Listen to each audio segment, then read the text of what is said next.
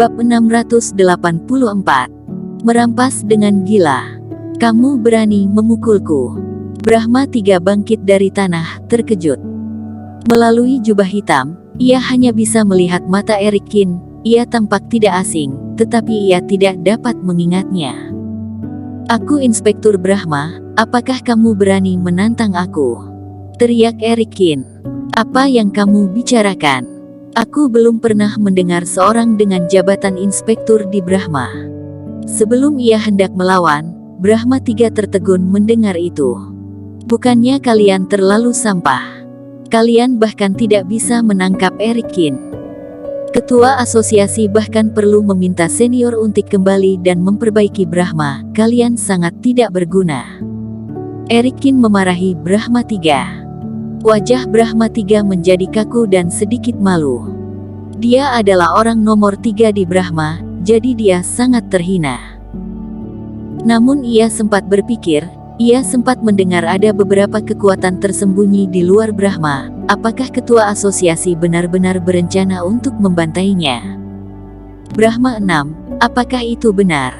Brahma 3 berkata dengan gelisah. Ketika Brahma 6 berpikir, dia hendak mengatakan sesuatu, tiba-tiba merasa bahwa kelima inderanya terbakar.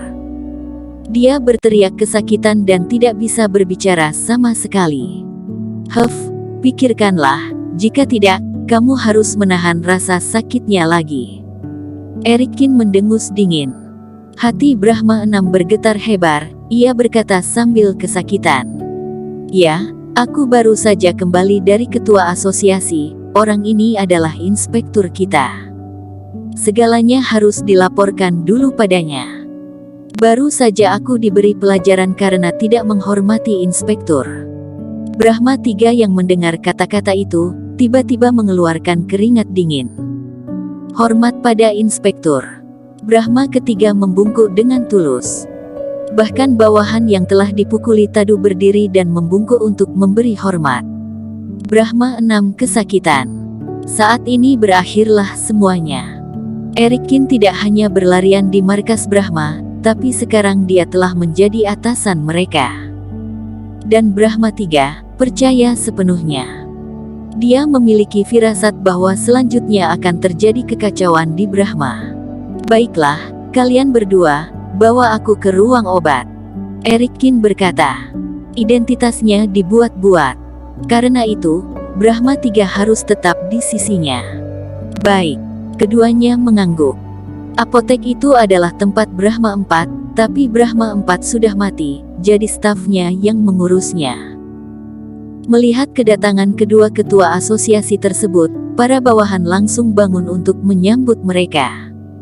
Keluarkan semua obat kalian. Eric Kin berkata dengan muram. Beberapa senior, meskipun hamba bersedia, tetapi ketua asosiasi Brahma 4 sudah meninggal, hamba tidak punya kuncinya, kata bawahan itu. Sampah. Eric Kin berjalan mendekat dan menyeka pintu. Lalu sadar bahwa pintu itu tersegel jimat. Iblis Fu. Eric Kin menghubungi Iblis Fu, dan Iblis Fu bersenandung dengan percaya diri. Jimat yang sederhana ini tidak dapat menghalanginya. Dalam sekejap, pintu terbuka. Ketika Eric Kin melangkah ke dalamnya, Brahma 3 menjadi lebih yakin akan identitas Eric Kin. Jika tidak ada yang bisa dengan mudah masuk ke ruang obat. Setelah masuk apotik, Eric Kin melambaikan tangannya kembali dan langsung menyapu semua obat mujarab Raja Obat, termasuk pil gelap yang dimurnikan oleh Brahma. Eric Kin berbicara dengan ringan sementara beberapa orang tertegun. Ketua asosiasi memerintahkan untuk menghitung kembali obat-obatan mulai sekarang, jadi aku akan menyimpan semua obat di sini. Eric Kin mengabaikan keterkejutan Brahma ketiga. Setelah itu, beberapa orang itu kemudian mendatangi ruang pemurnian alat, ruangan harta karun. Eric Kin melakukan hal yang sama, dan semuanya disapu habis. Semua bisnis keluarga yang dikumpulkan oleh Brahma selama ratusan tahun jatuh ke tangan Eric Kin. Sekarang Eric Kin diam-diam menyesali bahwa ruang penyimpanan cincin terlalu kecil, jika tidak dia bahkan tidak ingin melepaskan meja, kursi dan bangku. Setelah itu, Erikin pergi ke ruang latihan lagi. Melihat banyak anak muda yang mengembangkan keterampilan sihir dengan penuh semangat, Erikin menjadi jijik. Ada banyak hal yang dapat dipelajari di dunia ini, kenapa belajar ilmu hitam? Di masa depan, berapa banyak iblis yang akan lahir di sini? Ayo, aku akan mengajari kalian satu set teknik dasar yang sangat indah. Erikin berjalan ke platform dan mengajari semua orang satu set teknik. Kalian harus berlatih teknik ini sekarang, efeknya akan meningkat 10 kali lipat. Aku akan memeriksa besok, dan mereka yang tidak lulus akan segera dibasmi, kata Erikin. Hati semua orang bergidik, dan segera mencobanya. Kemudian mereka menunjukkan kegembiraan yang besar dan terima kasih lagi dan lagi. Erikin tampak diam, tapi mencibir di dalam hatinya. Ketika sampai di suatu tempat, wajah Erikin tiba-tiba berubah. Di sel Brahma, ada banyak sekali orang dengan wajah tirus, termasuk wanita dan anak-anak tua dan lemah. Kebanyakan dari mereka adalah orang-orang biasa, dengan mata hampa, seolah-olah telah kehilangan harapan. Hanya sedikit orang yang menangis, kebanyakan dari mereka telah disiksa seperti orang mati yang berjalan. Erikin mengepalkan tinjunya. Brahma ini benar-benar sampah, memurnikan hantu. Tuhan tahu berapa banyak orang tak berdosa yang telah terbunuh. Bebaskan semua orang-orang ini, Erikin berteriak. Brahma III sedikit terkejut, bertanya-tanya mengapa Erikin sangat marah. Bukankah hal yang normal bagi Brahma untuk menangkap berbagai orang untuk eksperimen? Tapi dia tidak berani mengabaikan, dan memerintahkan mereka untuk dibebaskan. Orang-orang ini bersujud pada Erikin, menangis dengan sedihnya. Erikin tampak semakin sedih, sekelompok orang yang tidak bersalah, sekarang untuk bertahan hidup, malah berterima kasih kepada orang-orang jahat itu. Bahkan jika mereka mencari keadilan untuk orang-orang ini, Brahma harus dihancurkan. Senior, orang-orang ini tidak mudah kita tangkap. Mereka memiliki semua jenis darah yang aneh. Kau tidak bisa melepaskannya begitu saja. Brahma III mengertakkan gigi dan menasihati.